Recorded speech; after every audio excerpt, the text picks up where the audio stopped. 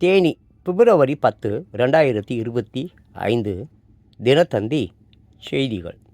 ஓசைக்கு கறி தர மறுத்ததால் ஆத்திரம். மயானத்தில் பிணத்தை தோண்டி எடுத்து வந்து இறைச்சி கடை முன் போட்ட தொழிலாளி. மயானத்தில் இருந்து தோண்டி எடுத்த பிணத்தை தலை சுமையாக குமார் தூக்கி சென்ற காட்சி.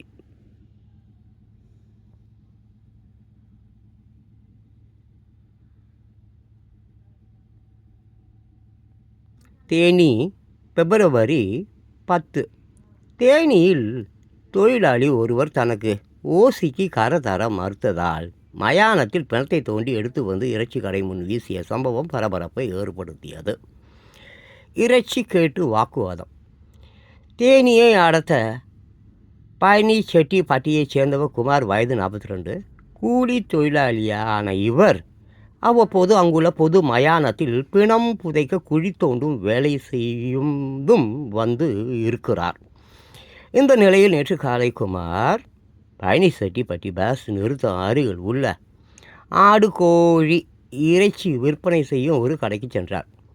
அப்போது தனக்கு ஓசியில் இறைச்சி தருமாறு அவர் கேட்டார். நேற்று ஞாயிற்றுக்கிழமை என்பதால் கறிக்கடையில் கூட்டம் அதிகம் இருந்தது. அப்போது காசு கொடுக்காமல் இறைச்சி கொடுக்க முடியாது என்று குமாரிடம் இறைச்சி கடைக்காரர் கூறினார். ஆனால் தனக்கு கறி கொடுக்குமாறு குமார் வாக்குவாதத்தில் ஈடுபட்டார். இதனால் இறைச்சி கடைக்காரர் குடல் கறியை மட்டும் கொடுத்தார். ஆனால் இது தனக்கு போதுமானது இல்லை, கூடுதல் கறி தருமாறு கேட்டு குமார் மீண்டும் வாக்குவாதம் செய்தார். அப்போது இறைச்சி கடைக்காரர் குமாரை திட்டியதாக கூறப்படுகிறது. பிணத்தை தூக்கி வந்தார். எனக்கு நான் கேட்டது மாதிரி கறி கொடுக்க மாட்டேன் என்கிறாய் அல்லவா, உன்னை என்ன செய்கிறேன் பார் என்று கூறிவிட்டு குமார் அங்கிருந்து சென்று விட்டதாக கூறப்படுகிறது. அங்கிருந்து வேகமாக புறப்பட்ட குமார் பழனிச்செட்டிப்பட்டியில் உள்ள பொது மயானத்துக்கு சென்றார்.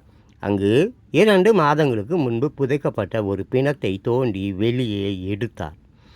அழுகி எலும்பு கூடாகிய நிலையில் அந்த பிணம் இருந்தது.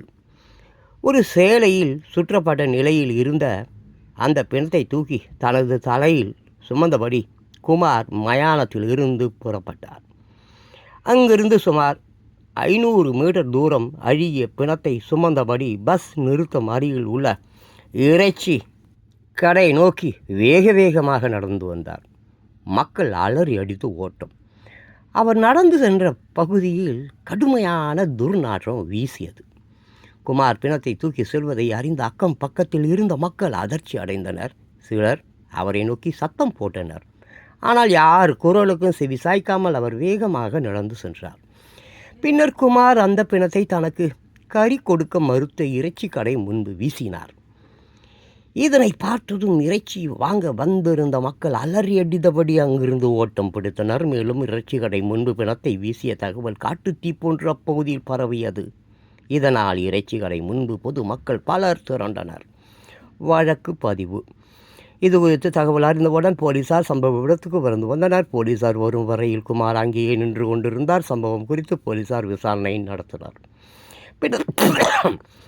பின்னர் பிணத்தை எடுத்து வந்து இறைச்சி கடை முன்பு வீசியது தொடர்பாக போலீசார் வழக்கு பதிவு செய்து குமாரை கைது செய்தனர். இந்த சம்பவம் அந்த பகுதியில் பெரும் பரபரப்பை ஏற்படுத்தியது. ஓசிக்கு கறி தர மறுத்ததால் ஆத்திரம். மயானத்தில் பிணத்தை தோண்டி எடுத்து வந்து இறைச்சி கடை முன் போட்ட தொழிலாளி. மயானத்தில் இருந்து தோண்டி எடுத்த பிணத்தை தலை சுமையாக குமார் தூக்கி சென்ற காட்சி.